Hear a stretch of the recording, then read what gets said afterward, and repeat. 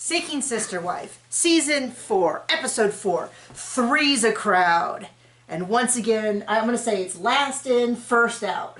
Because right now we are at that point where it seems like every single couple, except the magician, Tasha and Sidian, they haven't gotten to their drama yet. They're just slowly rolling into it.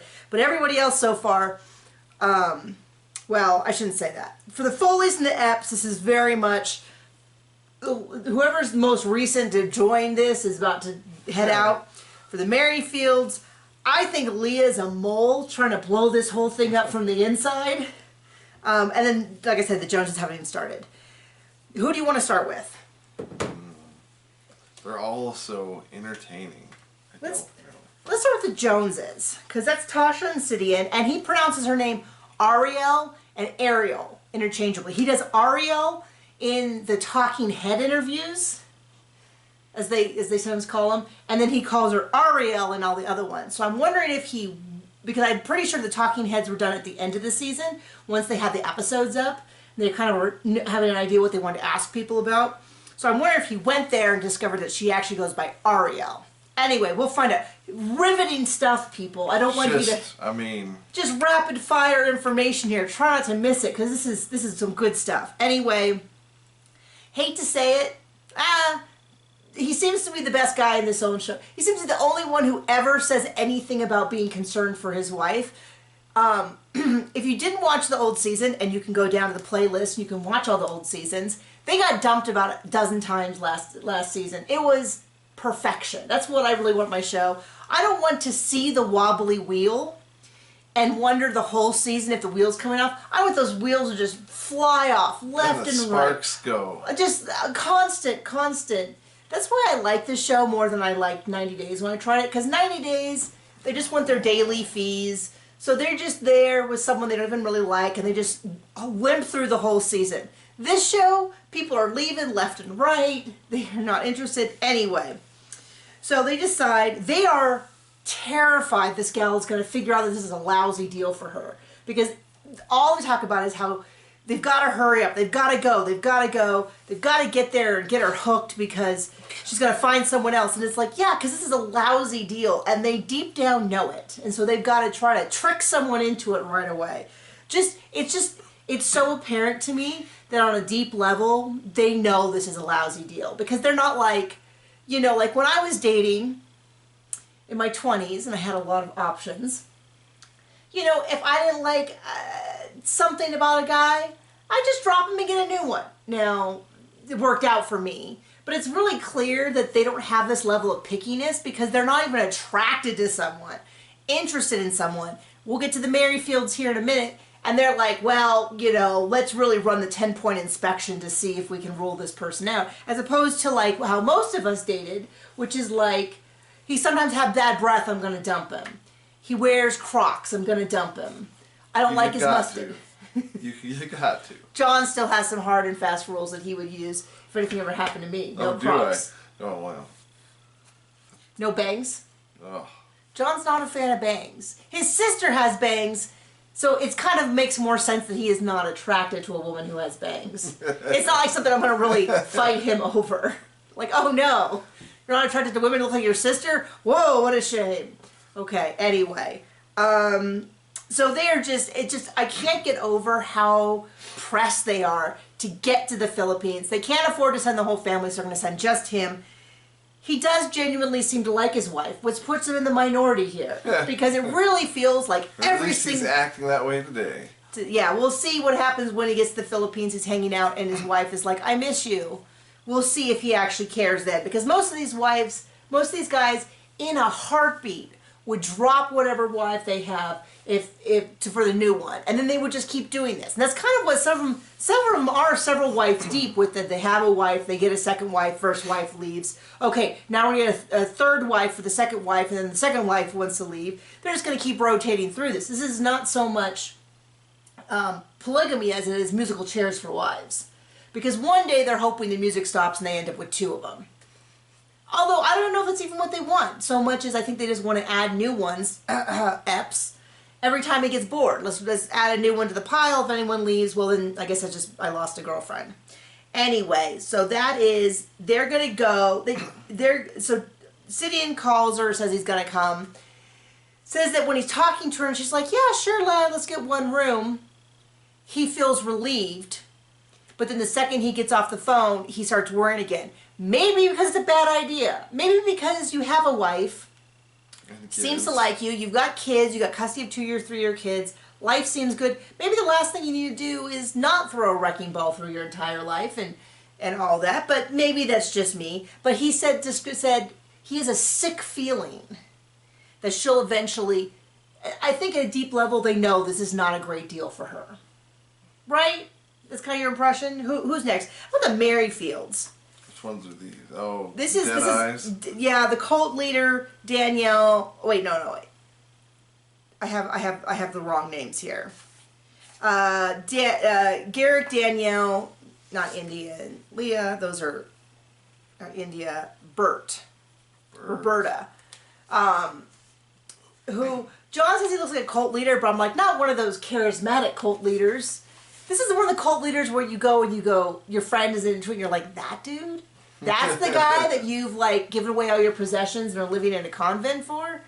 At least give me one of those charismatic ones. At least Tony Robbins is tall for his cult. Anyway, he's kind of a cult leader. This is the thing about it, is not only do I not find Garrick even slightly interesting, like, if all these guys look like Chris Evans and one of the Hemsworth, I would at least understand it. I'd be like, okay, I'm still not going to go be a polygamous wife for that. But I see why other women might. None of these guys are even, like, I wouldn't even swipe whichever way you're supposed to on Tinder for a second of these guys. Not even a chance. They're not, like, for me, you could be, the crazy eyes gets me because there's no getting past crazy eyes. Like, I think if he didn't have the crazy eyes, he might be okay, but the crazy eyes knock him right down. And the boringest individual I've ever seen in my life. I mean... You don't like watching paint dry? I'd say that joke about, what we do on the shadows, the emotional vampire who bores people to death, I'd say that he's more interesting than Garrick. He's a million times more interesting than Garrick. Definitely. Anyway...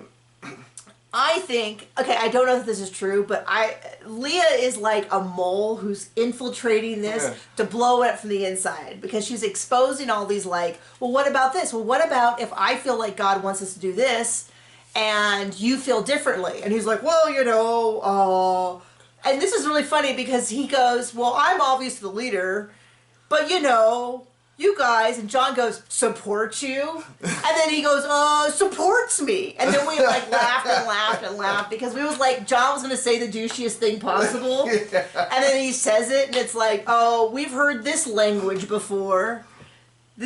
We've been around people with that, anyway. We've been worried. We've run this marathon before, not with each other. With other people. Like, we know all that, like, oh, well, yeah, we're all equal, but some of us are a little more equal than others. I respect you and love you. I just don't think your opinion counts for anything. We wouldn't want you with your mouth talking too much. Anyway. So my thing about it is, I don't get why anyone wants to do this with these people, because the dates are like, so, when you review your 5-year plan on a quarterly basis, how many wives do you think you want? She's like, on a scale of 1 to 10, how likely am I to be a wife? I'm like, I've been in interviews with more charisma and like fun than this date. Right. I mean, really, like, I've talked to people about employment opportunities where I had a better time than this so-called enjoyable date is. Like, it's really like, it's more like a meeting with your accountant. So like, when we went and got our family trust done, which everyone should try to do if you have any sort of assets, and your will done, I would say it was on the level of that. Like, the kind of questions he was asking us is kind of akin to what's going on. So I'm like, it really feels like she's a mole. She's going to blow this whole thing up from the inside.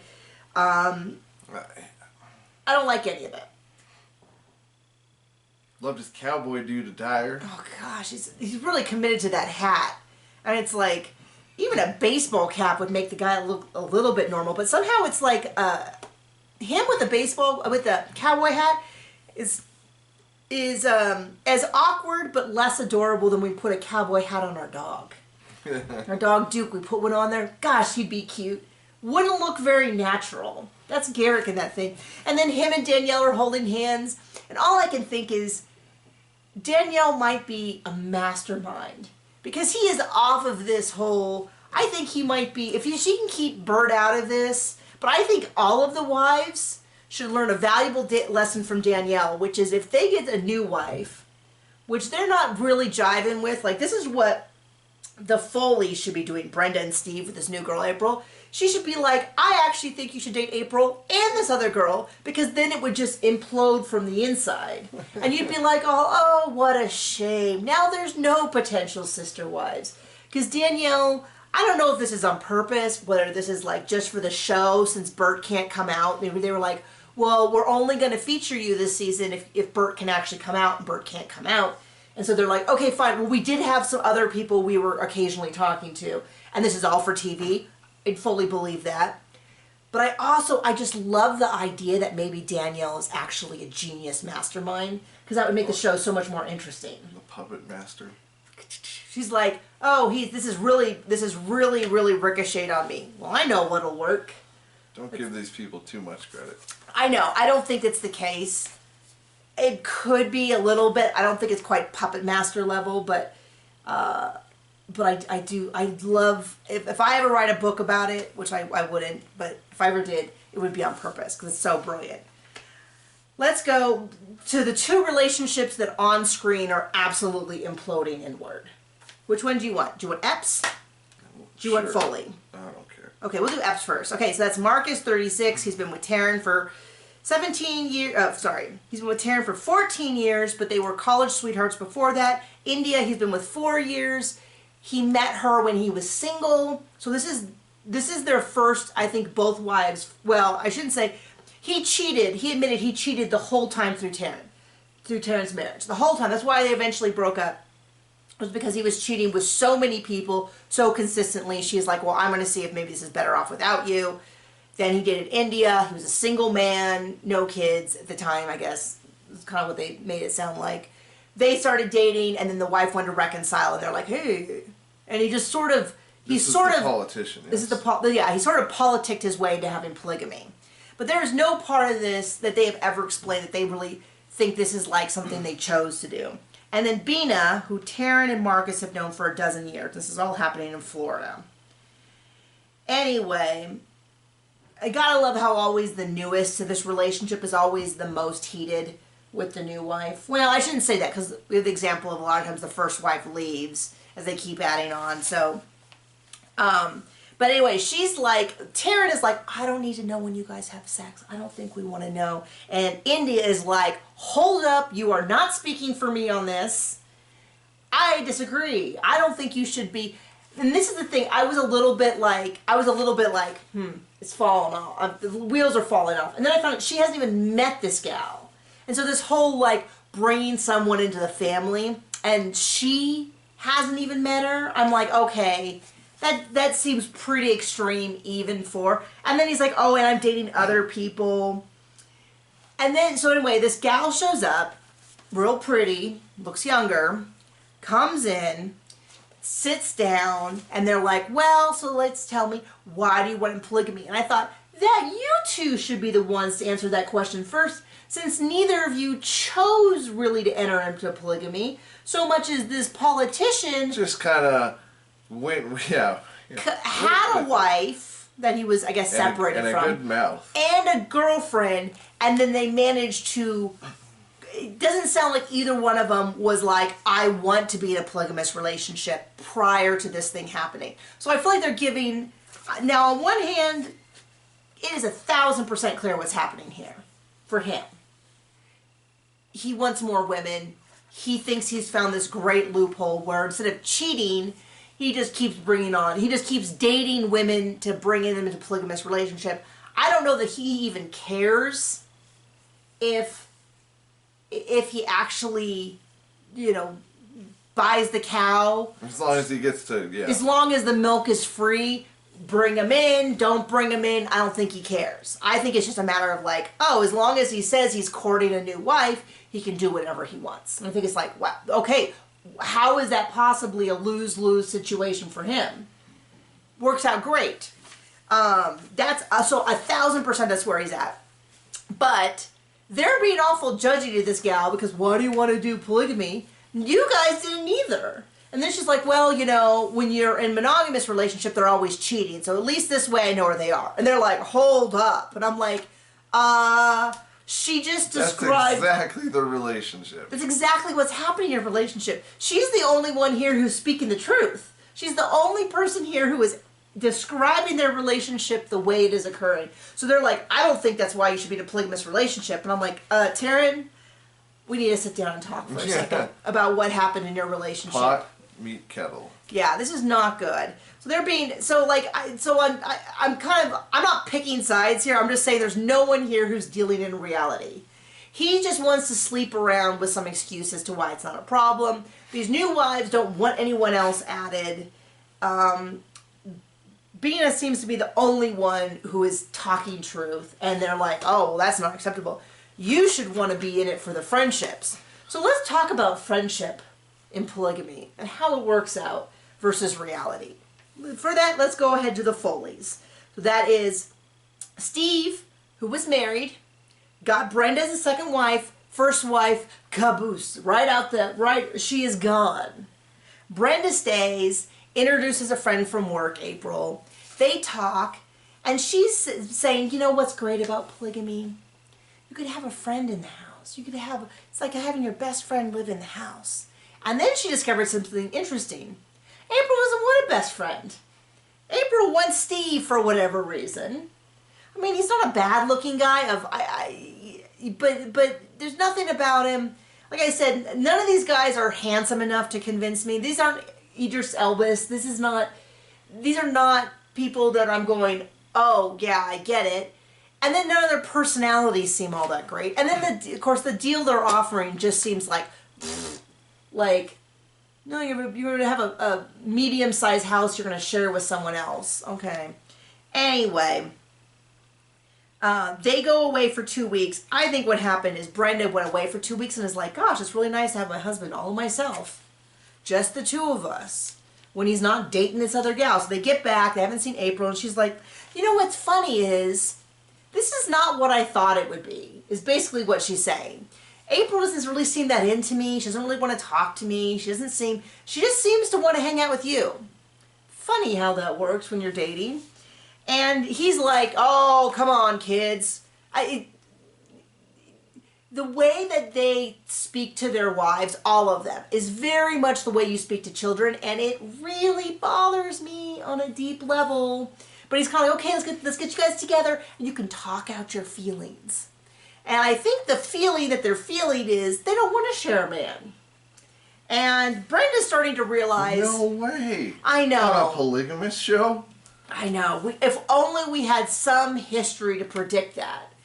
Anyway, I think what happened here, they didn't say this, I'm guessing somewhere along the line in many of these relationships, it was said, you know, honey, and if you're not connecting with her, we're just not going to go through with it. It's an us thing. It's coming into our family. And I think what Brenda is saying is, well, honey, I'm not really connecting. I don't know that I really feel like she's being brought into the family. And he, without saying it, is like, support role.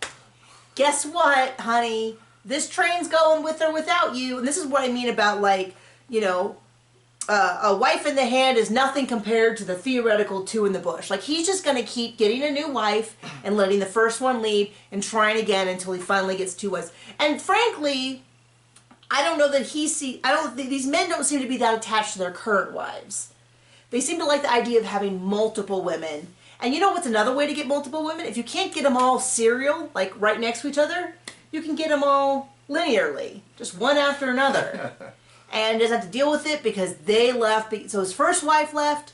Brenda looks like she is not out the door, but whenever we get to the point, the preview that we saw in the first week where he says, I'm really having to side with April on this. My priority is really with April. At some point, she's going to realize it's him and April, and she's either got to abide by rules that she no longer feels are what they agreed on, or she's got to leave. And I don't know if she'll leave or not. But at some point they're talking, she's getting really frustrated. What I hear him saying is, I'm going through with this with April, with or without you. And he didn't say it in as many words, but I think we all know what he was saying, and she got really frustrated, and she got up and left. And he went over to talk to her at the car, and he's like, well, we'll get this worked out. And then they go to dinner, and she's like, I feel so alone. I mean, it plays until you just get a third wife, and then it's all better. Yeah. But I don't know that I even have that many. I only have a few friends I could spend much time with. I don't need 2 of them. I certainly don't need them in my house. I guess I don't need to justify that I don't want polygamy. I don't want polygamy, John. Is it too late? Is this train going with or without me? Anyway, she said, I feel alone, and April's like, okay. She's like, I just thought we'd be closer, and April's like, okay. And Brenda's like, you never asked to speak to me. Okay. And he's like, it's a really dynamic conversation. Well, I mean, it's really clear. You haven't gotten the point. Well, the other point to it is that she's not really trying to change Brenda's mind about how she's feeling. She's kind of like, okay, and so then he says, this will help. Do you feel like you need Brenda? And she's like, eh. And Brenda's like, awfully big pause there. And he's even like, I thought I was giving her a softball hit that she could just say yes to. But, I mean, at least April's not lying. I mean, every once in a while, thank goodness that someone doesn't just say, oh, of course you're necessary. Just being honest and being like, turns out I just kind of want Steve. I don't know.